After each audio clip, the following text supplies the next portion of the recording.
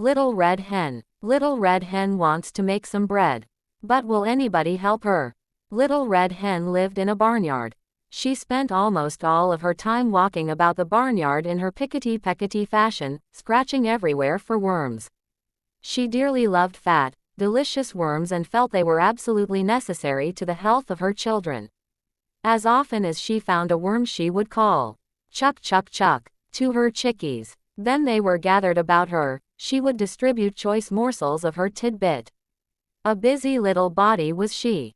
A cat usually napped lazily in the barn door, not even bothering herself to scare the rat who ran here and there as he pleased. And as for the pig who lived in the sty, he did not care what happened so long as he could eat and grow fat. One day the little red hen found a seed. It was a wheat seed, but the little red hen was so accustomed to bugs and worms that she supposed this to be some new and perhaps very delicious kind of meat. She bit it gently and found that it resembled a worm in no way whatsoever as to taste, although because it was long and slender, a little red hen might easily be fooled by its appearance. Carrying it about, she made many inquiries as to what it might be.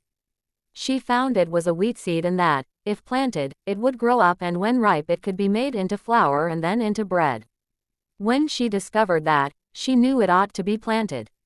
She was so busy hunting food for herself and her family that, naturally, she thought she ought not to take time to plant it.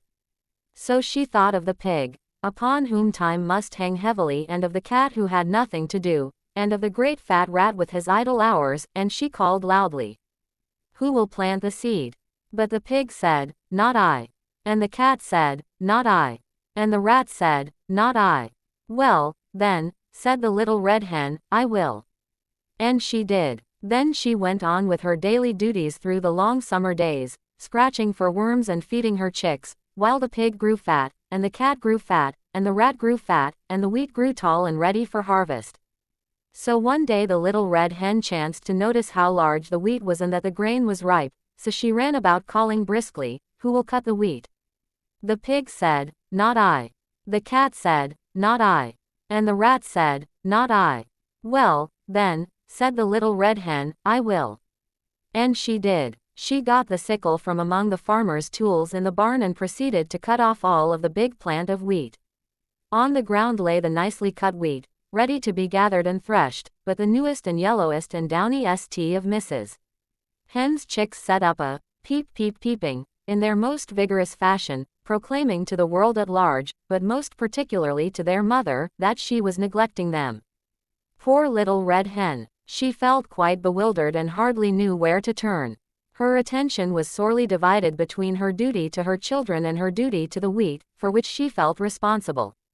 So, again, in a very hopeful tone, she called out, "Who will thresh the wheat?"